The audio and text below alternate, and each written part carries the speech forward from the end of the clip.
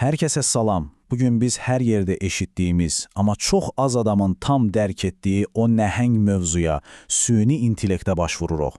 Şişirtmələri, o səs-küyü bir kənara qoyaq. Əslində bu sistemlər necə işləyir və həyatımıza necə real təsir edir? Gəlin birlikdə araşdıraq. Təsəvvür edin, hələ 1950-ci ildə Alan Turing belə bir cəsarətli sual vermişdi. Maşınlar düşünə bilərmi? Vaxt bu qısa, amma dərin suala cavab tapmaq üçün biz süni intellektin necə təkamül etdiyini, daxilindəki mühərriki və təbii ki, gətirdiyi etik problemləri mütləq başa düşməliyik. Bunun üçün qısa bir yol xəritəmiz var. Təməl anlayışlardan başlayıb texnologiyanın içinə girəcək, real tətbiqləri görəcək, etik dilemmalara toxunub, sonda işin fəlsəfi tərəfini yekunlaşdıracağıq. Başlayaq. Elə isə gəlin birinci mərhələdən, yəni maşın intellektini necə tərif etdiyimizdən və bu düşünən maşınlar xəyalından başlayaq. Bilirsiniz, çoxları elə bilir ki, süni intellekt son bir neçə ilin kəşfidir. Amma əslində bu sahənin əsası hələ 1956-cı ildə qoyulub. Və bu heç də həmişə uğurlu hekayə olmayıb. Biz 70-ci, 80-ci illərdə büdcələrin kəsildiyi, ümidlərin qırıldığı süni intellekt quşlarını yaşadıq.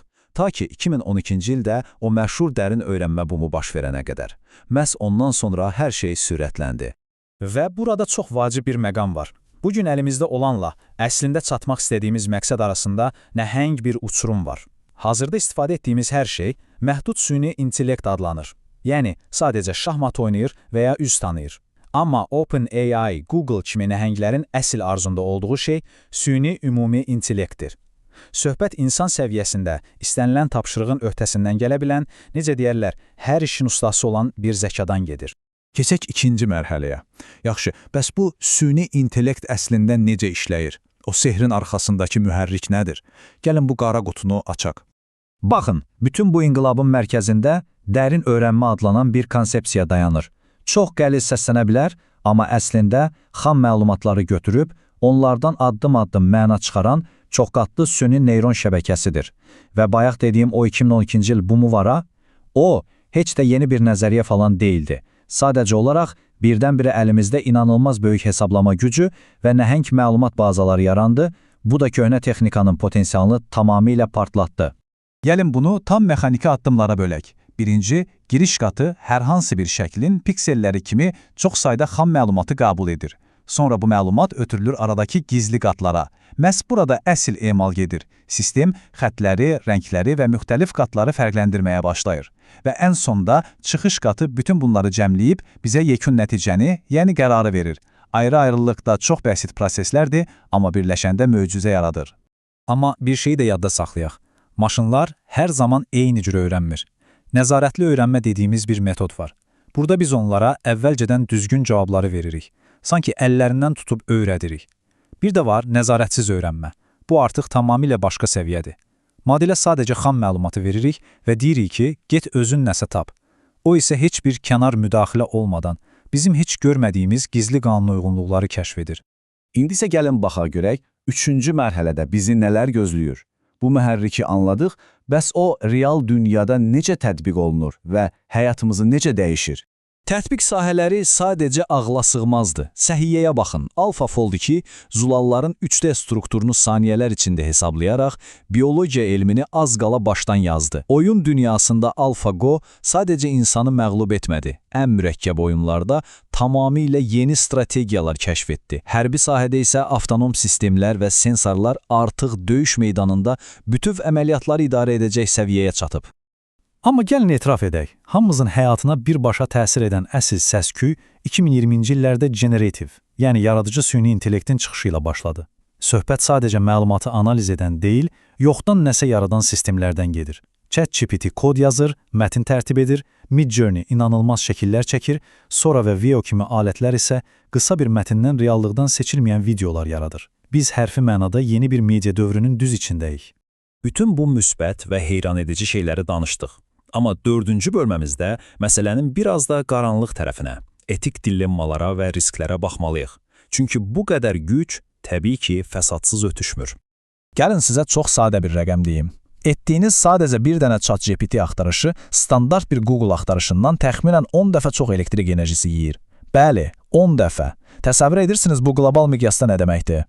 Bu deməkdir ki, məlumat mərkəzləri ölkələrin enerji şəbəkələrini o qədər yükləyir ki, bəzi şirkətlər artıq bağlanmış nüvə stansiyalarını belə yenidən açmağı düşünür və problem təkcə ekologiyada deyil, o təlim bazalarını yaratmaq üçün tonlarla lisenziyasız məlumat icazəsiz istifadə olunur. Üstəlik, əgər o məlumatlarda tarixi qərəz və ayrı-seçkilik varsa, alqoritmlər bunu öyrənir və məhkəmə, bank və ya işə qəbul qərarlarında birbaşa insanlara zərər verir. Deepfake və dezinformasiya kabusunu isə heç demirəm. Hətta bəzi çox nüfuzlu ekspertlər məsələni daha qlobal miqyasda, lap ekzistensial təhlükə kimi görürlər. Məsələn, Stephen Hawking hələ illər öncə xəbərdarlıq edirdi ki, bizim insani dəyərlərimizi qəbul etməyən, bizdən dəfələrlə ağıllı və nəzarətdən çıxan bir maşın yaransa, bu birbaşa bəşər irqinin sonunu gətirə bilər. Amma tələsməyək, çünki bu barədə heç bir ortaq məxrəc yoxdur. Yan LeCun kimi bəzi süni intellekt kəşfiyyatçıları bu cür qiyamət ssenarilərini qətiyyətlə rədd edirlər. Onların fikrincə, bu texnologiya bəşəriyyət üçün tamamilə yeni bir intibah, bir maariflənmə dövrü başladacaq. Bizim isə bu müzakirədə edə biləcəyimiz ən sağlam şey tərəf tutmadan həm o distopik riskləri, həm də ehtimal olunan bu qızıl çağı eyni dərəcədə diqqətdə saxlamaqdır. Və gəlirik 5-ci, sonuncu dayanacağımıza, fəlsəfə və gələcəyimiz. Maşının içindəki o zəka əslində nədir? İşin ən dərin qatında fəlsəfənin məşhur şuurun çətin problemi dayanır. Baxın, bir kompüter məlumatı bizdən milyon dəfə sürətli emal edə bilər. Bu, sadə bir texniki faktdır. Amma o proses zamanı kompüter nəsə hiss edirmi? Daxili, subyektiv bir təcrübəsi varmı? Sadəcə trilyonlarla hesablamanın bir araya gəlməsi o maşını həqiqətən canlı və ya şuurlu edilmi? Bu, hələ də böyük bir fəlsəfi divardır. Və bunun ardınca başqa bir paradoks gəlir. Şəffaflıq problemi. Biz elə nəhəng və mürəkkəb dərin neyron şəbəkələri qurmuşuq ki, inanın mənə, çox vaxt o kodu yazan mühəndislər özləri də bilmirlər ki, süni intellekt filan qərara necə və niyə gəldi. Yəni biz insan zəkasına bərabər bir şey yaratmağa doğru gedirik, amma eyni zamanda yaratdığımız şeyin içini görə bilmirik. O hələ də çoxları üçün qaranlıq bir qara qutu olaraq qalır. Bugünkü araşdırmamızı yekunlaşdırarkən beyninizdə biraz qurdalanacaq belə bir sual qoymaq istəyirəm. Əgər günün birində bir maşın insan davranışını ideal şəkildə təqlid edə bilsə, hər verdiyiniz suala sizin kimi cavab versə, bu onun həqiqətən də bir şuuru olduğunu sübut edirmi? İnsanı qüsursuz yamsılamaq intellektin özüdür, yoxsa sadəcə göz oxşayan bir illüziya? Bax, bunun üzərində düşünməyə dəyər. İzlədiyiniz üçün təşəkkürlər, növbəti təhlillərdə görüşənədək.